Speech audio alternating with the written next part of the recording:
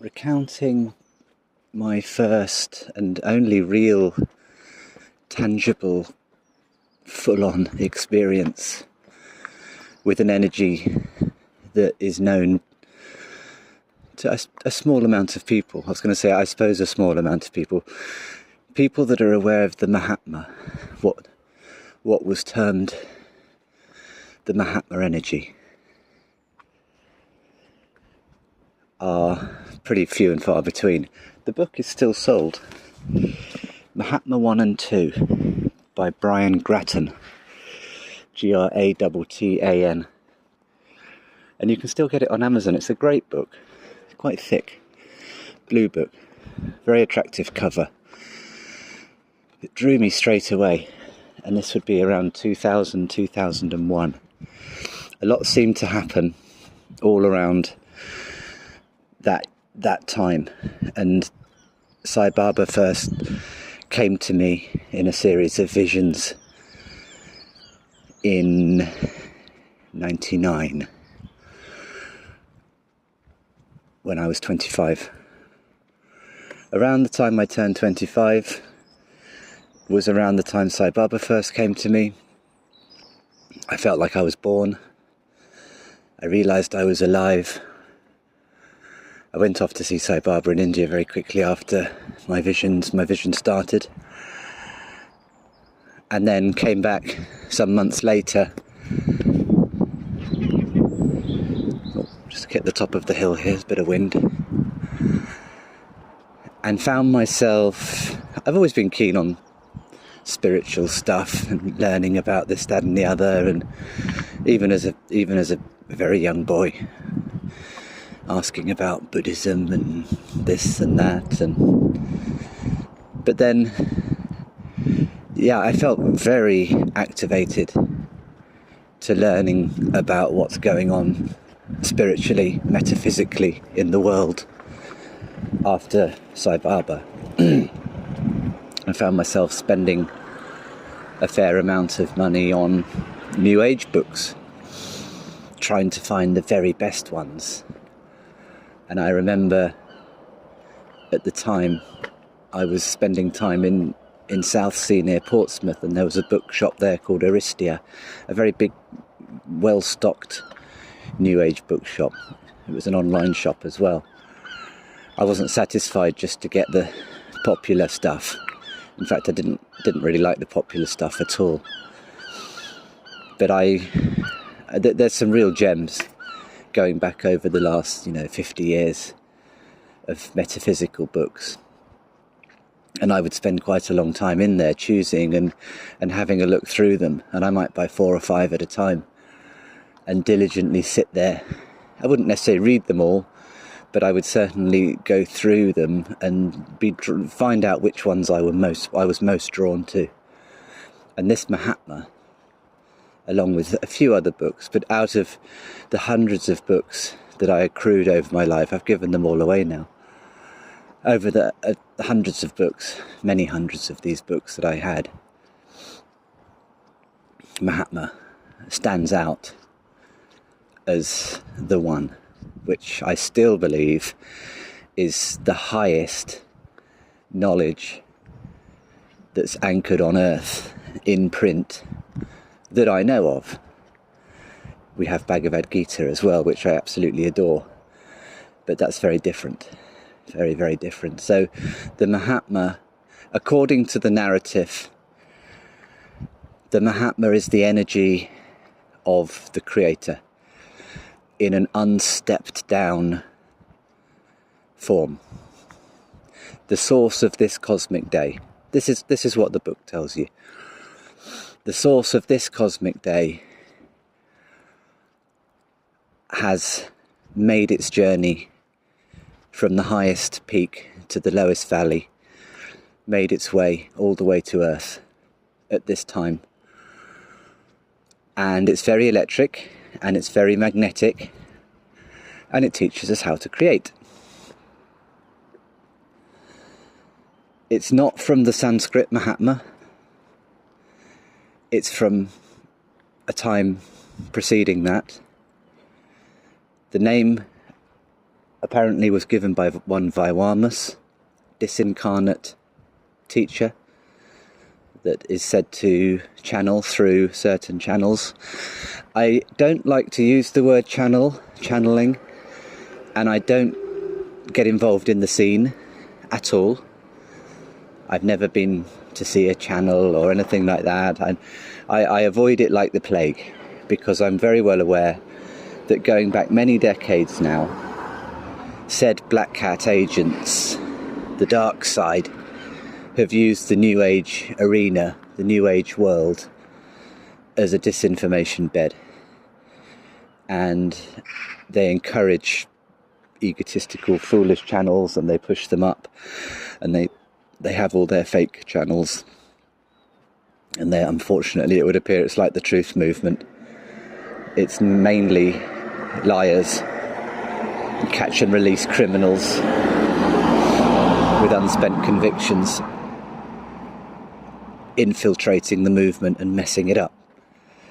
But I don't throw the baby out with the bathwater as well. And the Mahatma involves two channels, really.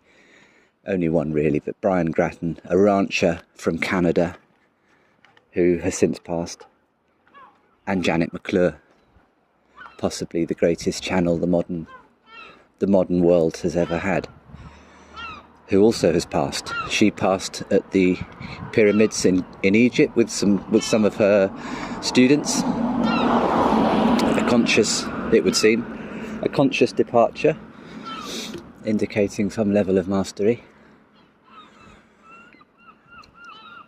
And at that time, Brian was coming into an awareness of who he was, what he represented. And very shortly after she passed in Egypt, she channeled Prelude to Ascension, another fascinating tome of channeled material, also available on Amazon. She appeared to Brian in light body and joked with him, saying, "If I'd known who you were, I would have been nicer to you." And that's kind of how Mahatma begins.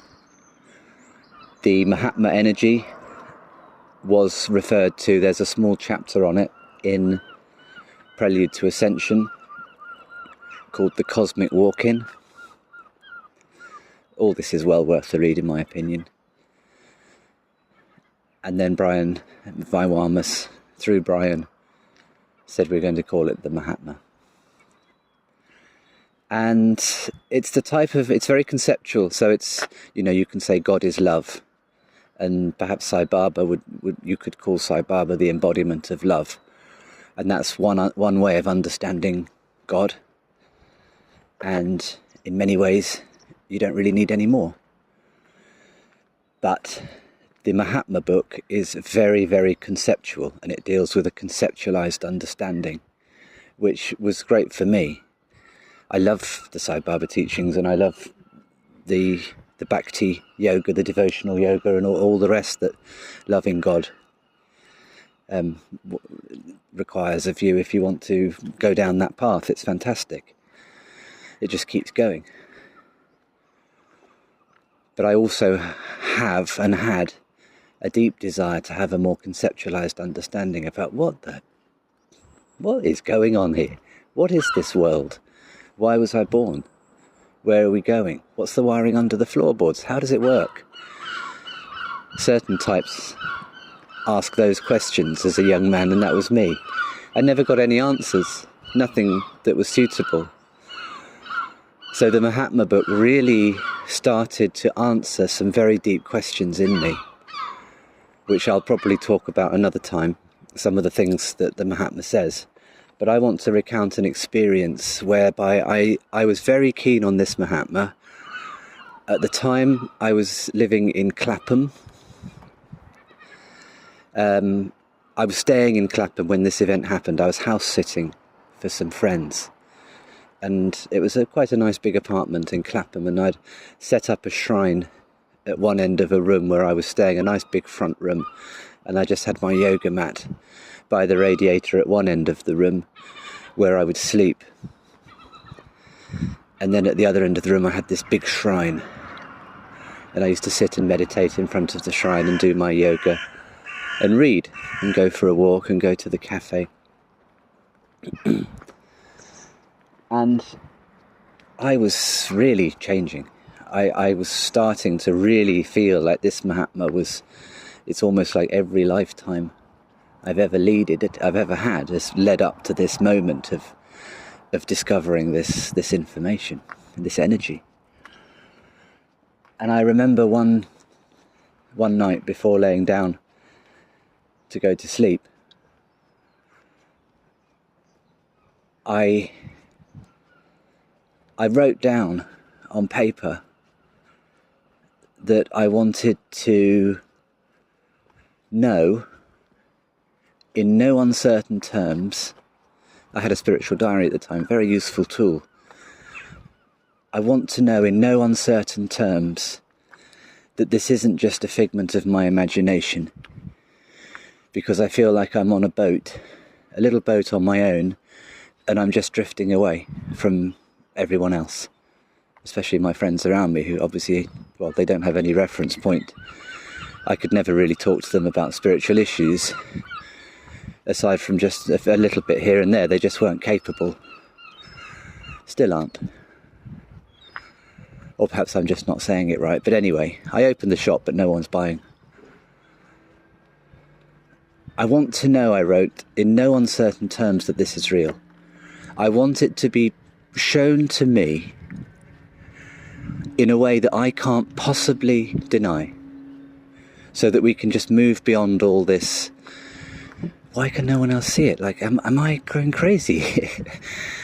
And yes, for a 25-year-old man who's suddenly becoming very aware of divinity and how it works, and nobody else gives a jot, or they think it's funny, or they think it's cute, but they don't understand. It was very, very frustrating, still is, but I want it to be proven to me in no uncertain terms. And then I think I wrote on a bit of paper, which I think I actually ended up taping to my solar plexus. Pretty sure I did.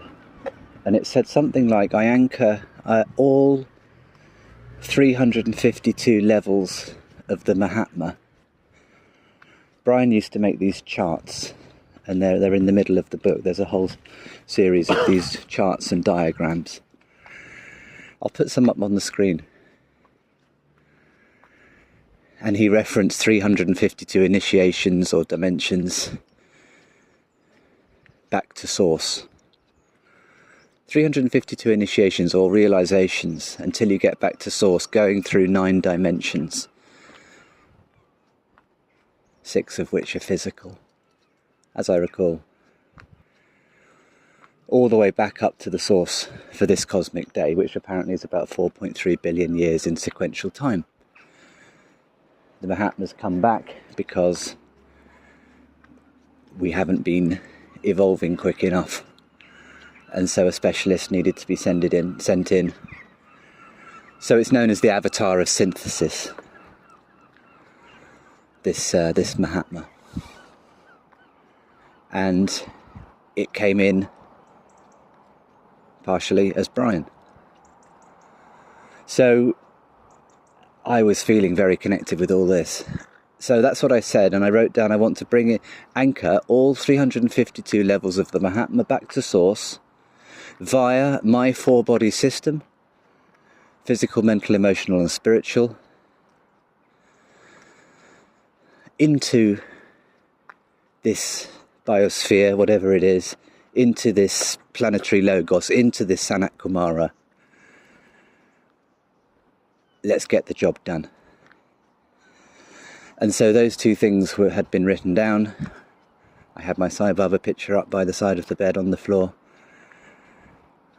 by the side of my mat on the floor, and I lay down to go to sleep. I was fasting that week.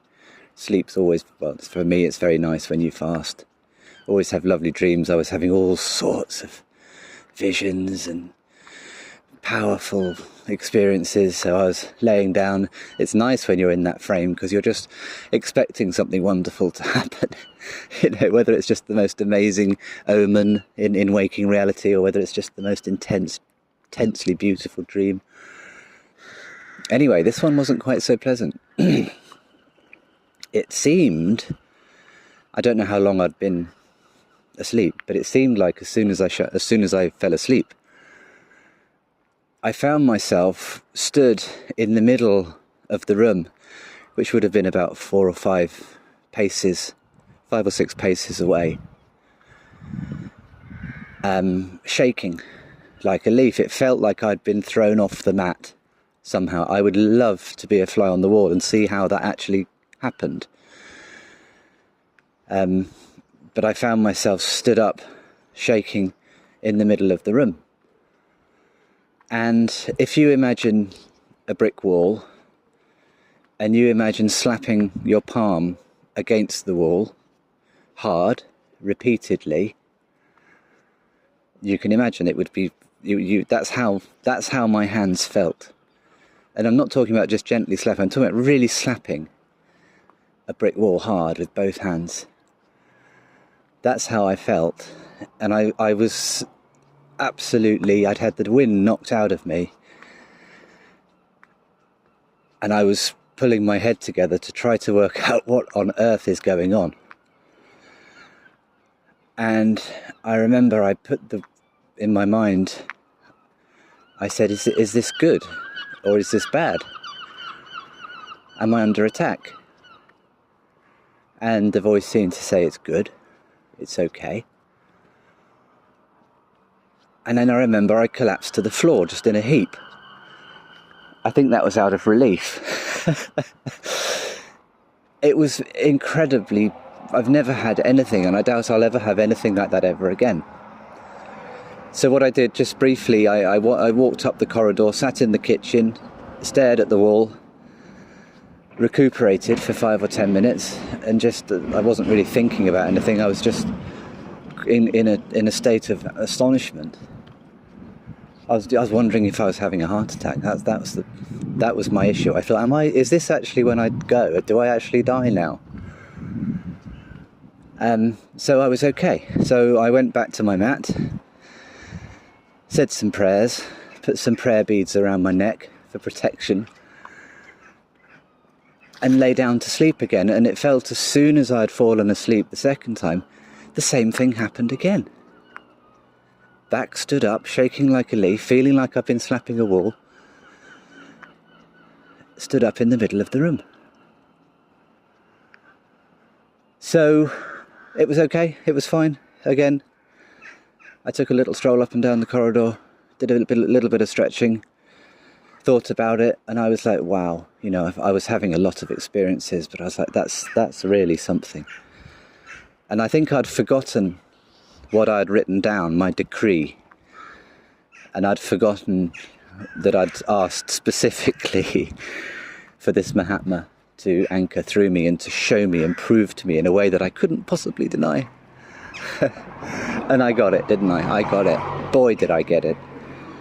And I swear to God, it felt like it nearly killed me. So, that's all I'll say for now. That's, aside from my Sai Baba experiences of seeing him physically, I would say that's physically the most obviously potent and powerful metaphysical experience that's ever happened to me. But just to carry on a little bit, Brian, I emailed one of Brian's friends whose contact I'd got through one of the early books, I think maybe from the Rider on the White Horse book that he'd written before, or maybe I'd emailed the publisher. I can't remember, but I remember emailing them. This was when I was very new to emailing and all that. It was one of the first emails. It was around that year when I started emailing people and thinking, oh, this is rather good. And I'd said what had happened. And she said, well, only one other person that she knows of has experienced the Mahatma in that way, and that was Brian Grattan himself. And my feeling is that, in a nutshell, Brian had died some years previously from a coronary embolism. He wasn't a healthy man. He was a meat eater and all the rest, certainly not a yogi. And I remember when I started reading that book, I was in India, or I'd taken it off to India. I remember feeling, I didn't know he had passed away, and I remember thinking, I'll do what it takes, I have to see him. I thought he was American, I didn't realise he was Canadian. And in my mind, even though I had virtually no money, I thought, I've got to go to America to tell him. He has to clean up his act. He has to be more like a yogi. He has to stop eating beef. You know, he's never going to do it. And I don't know where those feelings came from, and that's not me. Why would I spend £500 getting a return ticket to America to go and see a guy? I've only just started reading his book, for crying out loud. And I've got to tell him. I've got to tell him. So anyway, I contacted on this email address, and she said, oh no, he died, 6-7 years ago. Told me about it. So that was interesting. It's leading somewhere. I'm just trying to gather my thoughts on all this. I very, very, very rarely speak about it, which is why I'm speaking about it now, so at least I can just get it down once. I think that, so Brian passed away after a seminar where he used to do a lot of, they would do guided visualizations, and they would go to power spots around the world in their mind, and they would do anchoring, what he called anchoring. They would anchor the Mahatma around places in the world, set up these portals or whatever they were doing, and it was quite powerful stuff. I like to listen to those sessions he had. He'd bring in Metatron and he would start channeling and stuff, and very interesting stuff. And afterwards, they were in the canteen area of the building, and apparently he was smiling and leaning back in his chair and saying, we did it, we did it, we did it. And passed away. Like that. They said they could see him just expanding out of his body. So they saw his ascension process, but the whole point of Brian anchoring the Mahatma, which he had warned, and it says in the Mahatma itself, in fact I'll pull up a little bit, don't try to bring all this in all at once.